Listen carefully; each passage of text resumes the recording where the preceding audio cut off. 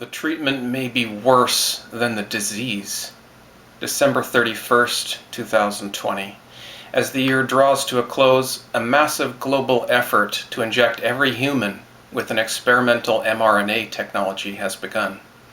Concerns over this pharmaceutical product, which reprograms our cells to manufacture viral proteins, are being swept aside as paranoia linked to unfounded conspiracy theories. But there are real risks already coming to light. On the first day of public injections in the UK, recipients went into anaphylactic shock and required help breathing, and an emergency broadcast was sent out worldwide, halting injection of anyone with significant history of allergies. Note, some of those experiencing anaphylaxis had no prior history of allergic reactions. Sadly, it looks like all those newly built respirators will remain in use. In Israel and Switzerland, where ambitious campaigns to inject every person with underlying health conditions are underway, recipients have begun dying shortly after their first dose. Don't be concerned, officials say, because they suffered from underlying health conditions, so there's no way to determine exactly why they died.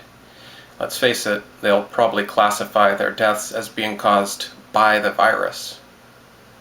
Recipients are also falling unconscious within minutes of being injected, and the FDA is now cautioning the public to watch for Bell's palsy shortly after injection, a nerve condition causing pain, loss of ability, and paralysis of the face.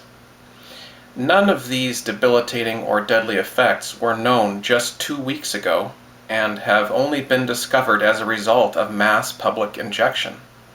The makers admit medium and long-term effects, both positive and negative, will only be known after they occur.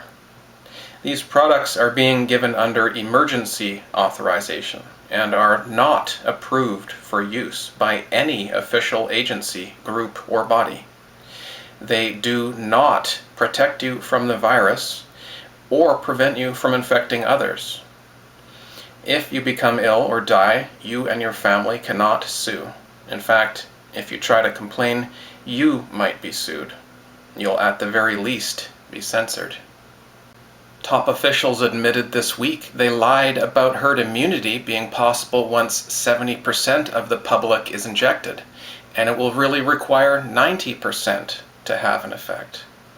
To reach that number, digital vaccine passports have just been announced, which will be required for participation in most aspects of society. Early data from those injected show about a 2.5% chance, that's 1 in 40, of serious adverse effects immediately after the first dose. Serious enough to require medical attention and prevent the person taking care of themselves and being able to work. The mantra, "these vaccines are safe and effective," is repeated at every turn, as it was even before they were developed.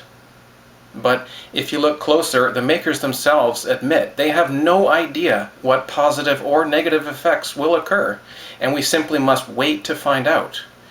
We aren't reminded that in 1976, a swine flu virus threatened to destroy the world, and a rushed vaccine was pushed on the people in a very similar way.